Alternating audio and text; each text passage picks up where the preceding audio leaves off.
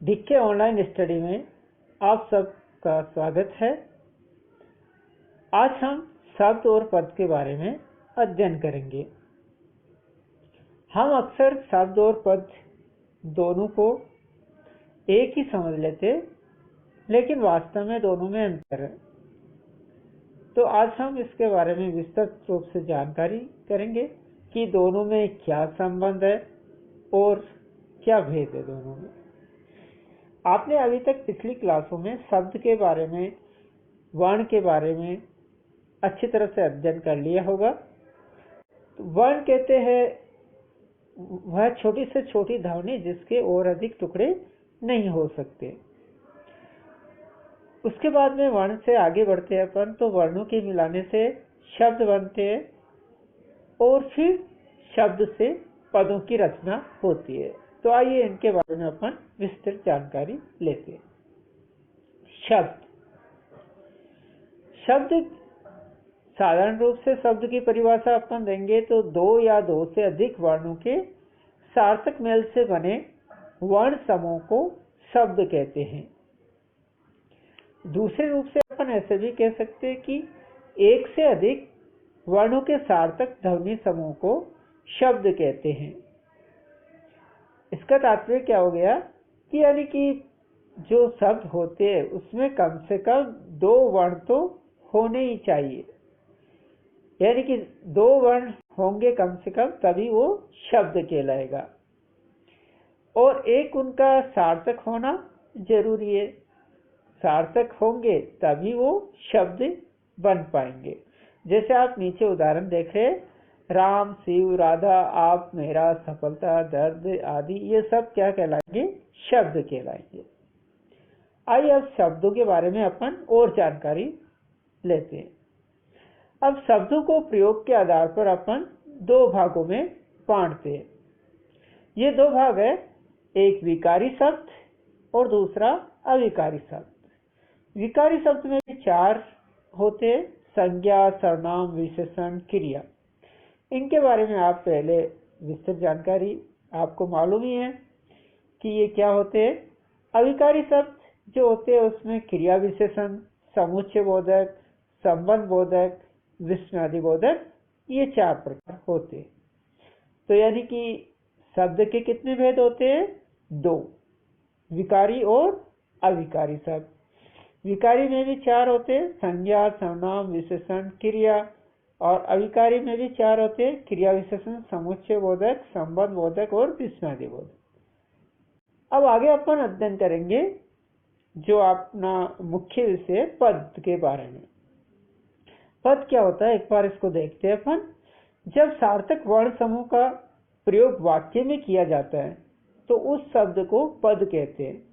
अब यह केवल शब्द नहीं रह जाता, बल्कि यह शब्द वाक्य में लिंग, वचन, सर्वनाम, क्रिया, विशेषण इत्यादि दर्शाता है।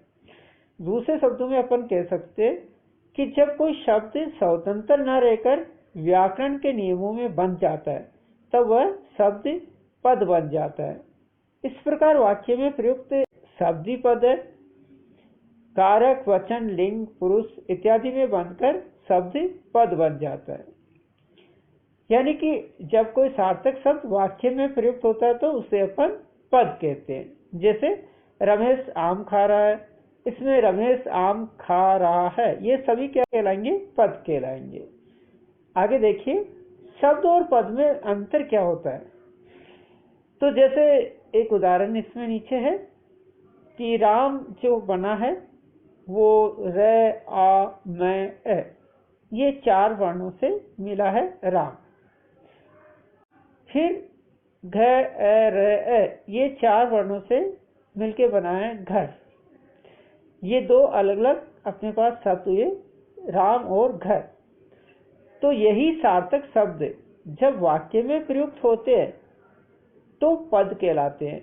जैसे राम घर कब जाएगा, कब आएगा। अब यहाँ पर राम एक पद है और घर दूसरा अलग पद कहलाएगा। तो यानी कि जो अलग अलग शब्द है वो अगर वाक्य में आ जाते हैं, वाक्य में कहीं भी आते हैं तो वो पद कहलाना शुरू कर देते हैं। अब इनकी विशेषता जो दोनों में अंतर स्पष्ट करती है। पहली विशेषता तो क्या होती है कि शब्द वर्णों की स्वतंत्र एवं सार्थक इकाई है, जबकि पद वाक्य में प्रयुक्त शब्द है।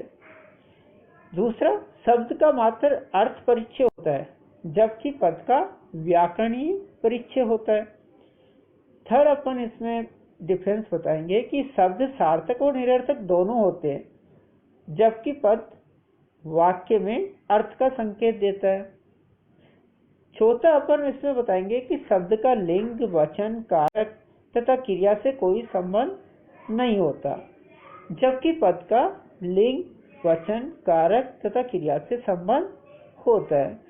तो इस प्रकार से अपन जब इन चारों चीजों को देखेंगे, चार आपको अंतर यहाँ पर मुख्य बताए हैं, जिनके आधार पर अपन दोनों में आसानी से अंतर कर सकते हैं। तो इस प्रकार से आज अपन ने वर्ण और वर्णों से जो शब्द बनते हैं और शब्दों से जो पद बनते हैं, उनके बारे में अपन ने अध्ययन करा। तो आशा है आपको शब्द और पद में अंतर और क्या समानता है, ये बात समझ में आ गई होगी। तो अगर आपको ये बातें समझ में आ गई, शब्द और पद में अंतर समझ में आ गया, तो कृपया जो चैनल है उसको सब्सक्राइब कीजिए, लाइक कीजिए, शेयर कीजिए। वीडियो देखने के लिए आप सबका बहुत बहुत धन्यवाद। Thank you so much.